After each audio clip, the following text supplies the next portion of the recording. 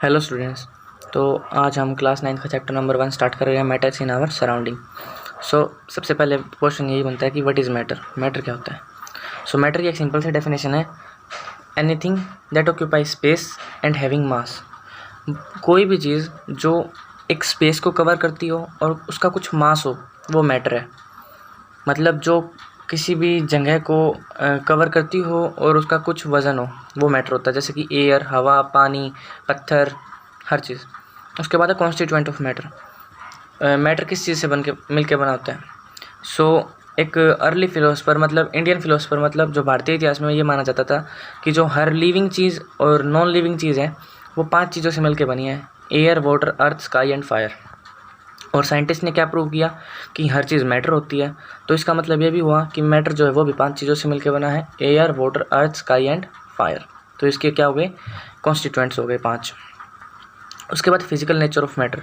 इस matter continuous और particulate.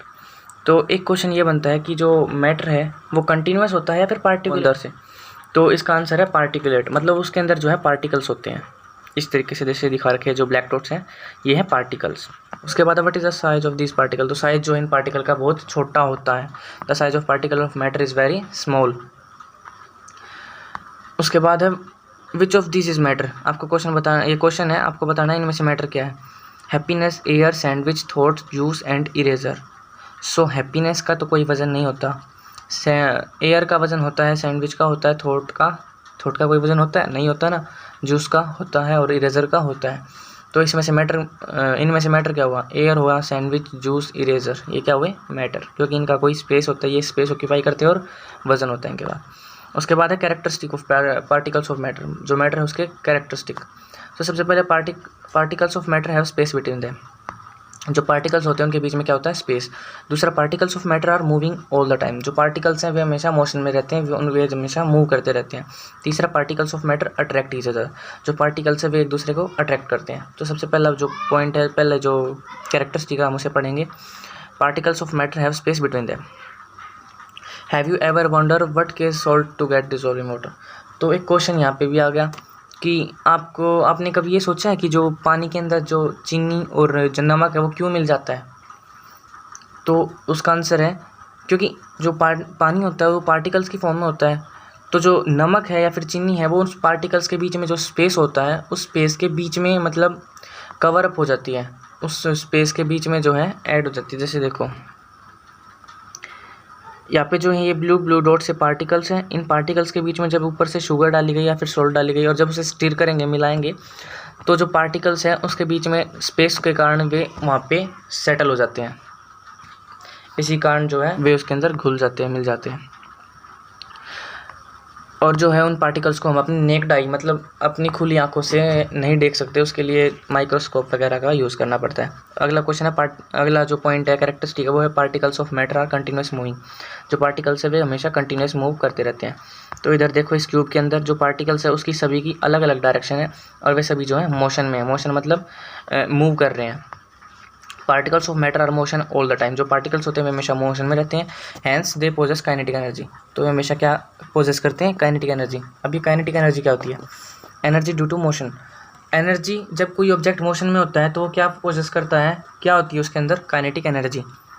और जब कोई ऑब्जेक्ट हाइट पे होता है तो उसके अंदर क्या होती है? Potential energy. पानी के अंदर जो है, वाटर के अंदर पोटेंशियल एनर्जी होती है।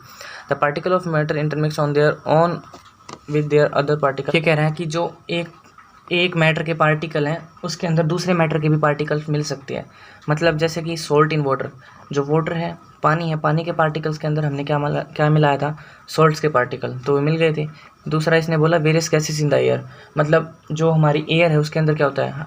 Oxygen, nitrogen, carbon dioxide. तो ये सारी गैस आपस में मिली हुई हैं। अब ऐसा तो नहीं है कि एक तरफ जो है कार्बन डाइऑक्साइड है, एक तरफ ऑक्सीजन बैठा है, एक तरफ हाइड्रोजन, तो ऐसा तो नहीं है ना।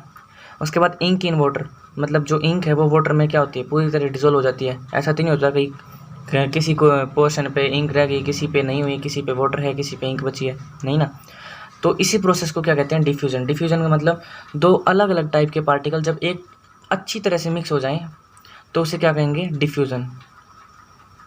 तो देखो ये दो स्टेट दिखा रखी हैं, तो ये जो राइट और लेफ्ट, तो जो ये लेफ्ट वाला है ये जो है ये डिफ्यूजन नहीं है, क्योंकि इसके अंदर जो रेड पार्टिकल्स हैं वे एक तरफ बैठे हैं और जो ये येलो पार्टिकल्स है वो एक तरफ, लेकिन जो ये राइट वाला है इसके अंदर जो है डिफ्यूजन है, डिफ्यूजन प्रोसेस हो चुकी है क्योंकि इसके अंदर जो पार्टिकल है वो फुली मिक्स है। Kinetic energy of particle also increase on heating. तो जो अगर हम हीट करेंगे तो काइनेटिक एनर्जी क्या हो सकती है, हमेशा इंक्रीज। मेन पॉइंट है ये, हमेशा याद रखना, काइनेटिक एनर्जी जो है हमेशा इंक्रीज होगी जब हम पार्टिकल्स को हीट करेंगे या फिर मैटर को हीट करेंगे। Particles of matter attract each other. जो पार्टिकल्स होते हैं वे आपस में हमेशा अट्रैक्ट करते हैं। The particles of matter always held together a force. और किस फोर्स से अट्रैक्ट करते हैं, attraction force, force of attraction होती है उनके बीच में। The amount of this force between the particles are very different forms of matter shown the. Solids के पास क्या होती है, सबसे ज़्यादा हाईएस्ट फोर्स ऑफ अट्रैक्शन होती है, इसीलिए जो है वे मूव नहीं कर पाते। और सिमिलरली जो गैस होती है उसके अंदर सबसे कम फोर्स ऑफ अट्रैक्शन होती है और लिक्विड के अंदर इंटरमीडिएट। एक क्वेश्चन ये आता है कि हम जो है गैस के अंदर जो मतलब हाथ, अब नॉर्मल हाथ हिला पा रहे हैं, पानी के अंदर मतलब स्विमिंग पूल के अंदर भी हम हाथ थोड़ा बहुत हिला सकते हैं, बट हम अगर एक टेबल के अंदर से हाथ क्यों नहीं लेके जा सकते। तो इसका रीज़न यही है कि जो टेबल होती है उसके अंदर जो मतलब एक सॉलिड है, तो सॉलिड के अंदर जो पार्टिकल है वे बहुत पास है, उनके अंदर जो है फोर्स ऑफ अट्रैक्शन इतना ज़्यादा है कि बीच में स्पेस ही नहीं बचता। लेकिन जो गैस है और जो लिक्विड है उनके अंदर जो है फोर्स कम है, तो फोर्स कम होने के कारण पार्टिकल्स थोड़े दूर हैं, दूर होने के कारण जो हमारा हाथ है उस पार्टिकल्स के बीच में से निकल जाता है। सो उसके बाद है स्टेट्स ऑफ मैटर। तो स्टेट्स ऑफ मैटर की स्टेट्स दिखा रखी हैं। तो मैटर को इसने डिवाइड किया, सॉलिड, लिक्विड, गैस। दो और होते हैं, बोस, आइंस्टीन, कंडेंसेट और प्लाज्मा, वो हम लास्ट में पढ़ेंगे। पहले ये तीन टॉपिक जो हैं, सॉलिड, लिक्विड और गैस, क्योंकि ये तीन सबसे इंपॉर्टेंट है, उनका कुछ ज़्यादा एनसीईआरटी में डिस्कशन नहीं कर रखा, बाकी पढ़ेंगे उनको भी। Solid state, solid are the object that have these properties. Solid वे ऑब्जेक्ट होते हैं जिसके पास ये प्रॉपर्टी हो, जैसे कि स्पेसिफिक शेप, उसका शेप जो है स्पेसिफिक रहेगा, डिस्टिंक्ट बाउंड्रीज और have a volume. There is less kinetic energy amount of the particle in solid. Particles के जो है काइनेटिक एनर्जी कम होती है। काइनेटिक एनर्जी कम मतलब अभी बताया था, अगर किसी ऑब्जेक्ट के पास काइनेटिक एनर्जी कम होगी तो वो कम मूव करेगा। तो इसका मतलब यह है कि जो सॉलिड के अंदर जो पार्टिकल होते हैं वे मूव नहीं करते, वे बस अपनी जगह पे ही ऑसिलेट करते हैं, क्योंकि मैंने अभी बताया कि उसके अंदर फोर्स ऑफ अट्रैक्शन इतनी ज़्यादा होती है कि पार्टिकल्स जो हैं बिल्कुल पास होते हैं, और बिल्कुल पास होने के कारण उनके बीच में स्पेस नहीं रहता, तो स्पेस नहीं रहता तो वे मूव नहीं कर सकते, बस अपनी जगह पे हिलते रहते हैं। सो इसके लिए इसका मतलब क्या है, अपनी जगह पे हिलते रहते हैं मतलब मूव नहीं कर पाते, और मोशन नहीं हो रहा तो मतलब काइनेटिक एनर्जी कम है। और फोर्स ऑफ अट्रैक्शन क्या है, मैक्सिमम। उसके बाद है which of these are solid. इसमें से आपको बताना सॉलिड क्या है, rubber band, sponge, salt. Rubber band, sponge और सॉल्ट में से सॉलिड क्या है, तो इसका आंसर है ये तीनों के तीनों सॉलिड है। क्योंकि रबर बैंड, अब आपको रबर बैंड तो खिंच जाता है, मतलब वो उसके अपनी शेप को जो है चेंज कर लेता है, बट इसका वो अपनी शेप को कब चेंज करता है, जब हम एक्सटर्नल फोर्स लगाते हैं, जब हम उसके ऊपर दूसरा मतलब बाहर से फोर्स लगाते हैं तब वो खिंचता है। ऐसे वो रखा हुआ तो अपने आप तो नहीं चेंज होता ना अपनी शेप को। लेकिन पानी का क्या है, पानी को अगर आप कहीं पर रख दोगे तो फ्लैट हो जाएगा, वो तो भागने लगेगा। तो रबर बैंड, स्पॉन्ज और सॉल्ट तीनों के तीनों क्या है, सॉलिड। अब लिक्विड स्टेट की बात करते हैं। Liquid have following properties. Liquid has fixed volume and do not have fixed shape. Liquid की वॉल्यूम क्या होती है, फिक्स होती है, लेकिन लिक्विड का शेप फिक्स नहीं होता। तो आपको ये तो पता ही है, अब एक मग में पानी है, उसको आप बाल्टी में डाल दोगे तो बाल्टी की शेप ले लेगा, उसको आप टब में डाल दोगे टब की शेप ले लेगा, तो उसका शेप कोई फिक्स नहीं होता, लेकिन उसका वॉल्यूम जो है वो हमेशा फिक्स रहेगा। वॉल्यूम मतलब अगर 1 लीटर पानी है तो आप 1 लीटर पानी को टब में डाल दो, बाल्टी में डाल दो, जिसमें डालना डालो, 1 लीटर ही रहेगा, तो इसका मतलब उसका वॉल्यूम क्या है, fix. Force of attraction in liquid is less than solid. जो फोर्स ऑफ अट्रैक्शन है वो सॉलिड से तो कम है, लेकिन गैस से क्या होती है, ज़्यादा।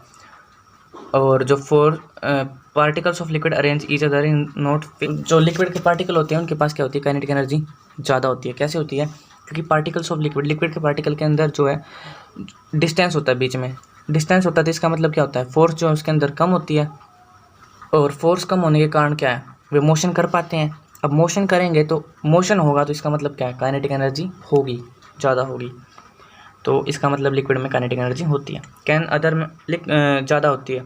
Can other matter diffuse into liquid. क्या दूसरे मैटर जो हैं वो लिक्विड के अंदर डिफ्यूज़ हो सकते हैं, मिल सकते हैं। डिफ्यूज़न का मैंने अभी बताया था, डिफ्यूज़न का मतलब होता है पार्टिकल्स का मिलना। तो क्या दूसरे मैटर लिक्विड के अंदर मिल सकते हैं, तो इसका आंसर है येस। अब ये तो आपको ही बताया, जब हम चाय में चीनी मिलाते हैं, पानी के अंदर सॉलिड मिलाते हैं, सॉलिड के तौर पे जैसे हम नमक मिलाते हैं, और 2 लिक्विड को भी हम मिला सकते हैं, जैसे इंक को हम वाटर के अंदर मिलाते हैं, और गैस तो पानी के अंदर होती है, ऑक्सीजन। तो बिल्कुल मिल सकता है, डिसॉल्व हो सकता है। उसके बाद है गैसियस स्टेट। तो गैसेस की भी प्रॉपर्टीज़ हैं, they do not have fixed volume, they do not have fixed shape. ना तो इनकी कोई वॉल्यूम फिक्स होती, ना इनकी शेप फिक्स होती।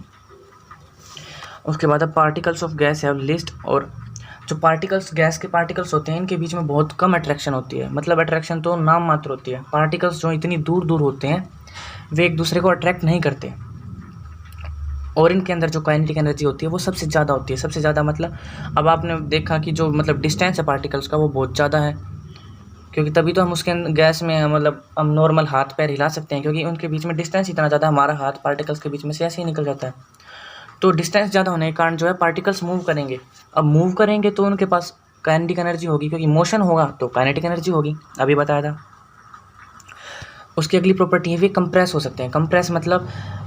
कंप्रेस का मतलब होता है, देखो सपोज करो ये गैस के पार्टिकल हैं, अब हम इधर से फोर्स लगाएं और इधर से भी, तो मतलब दोनों तरफ से अगर हम फोर्स लगाएं तो क्या हो जाएगा, ये पार्टिकल्स जो हैं बिल्कुल पास पास आ जाएंगे और इसका मतलब क्या हो जाएगा, ये कंप्रेस हो जाएंगे। तो ये इस स्टेट में आ जाएंगे तो ये क्या हो जाएंगे, कंप्रेस। और काइनेटिक एनर्जी मैंने बता दिया, इनके अंदर जो है सबसे ज़्यादा काइनेटिक एनर्जी होती है। उसके बाद ये जो है डिफरेंस दिखा रखा है सॉलिड के अंदर, लिक्विड के अंदर और गैस के अंदर। तो सॉलिड की जो है डेफिनेट शेप होती है, लिक्विड की डेफिनेट शेप नहीं होती, और गैस की जो है गैस की भी डेफिनेट शेप नहीं होती। सॉलिड की वॉल्यूम डेफिनेट होती है, लिक्विड की वॉल्यूम डेफिनेट होती है, लेकिन गैस की वॉल्यूम डेफिनेट नहीं होती।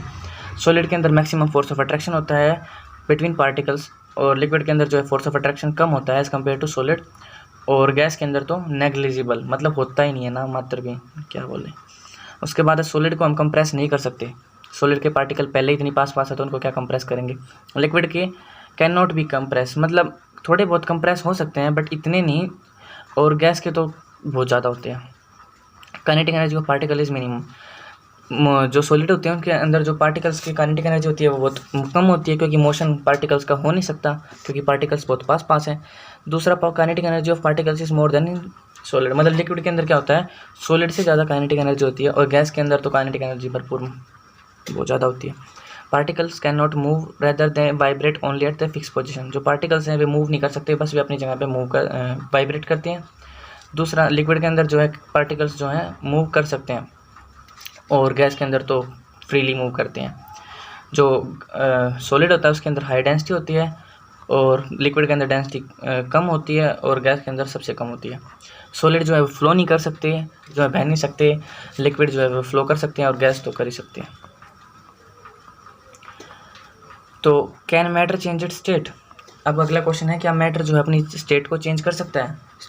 चेंज ऑफ स्टेट मतलब कि जैसे सॉलिड से लिक्विड बन जाए, लिक्विड से गैस, गैस से सॉलिड। तो हाँ, आपके घर पे पानी होगा, पानी से बर्फ़ भी बनाते होगे। तो जब आप पानी से बर्फ़ कैसे बनाते हो, उसे ठंडा करके, मतलब आप टेम्परेचर कम कर देते हो।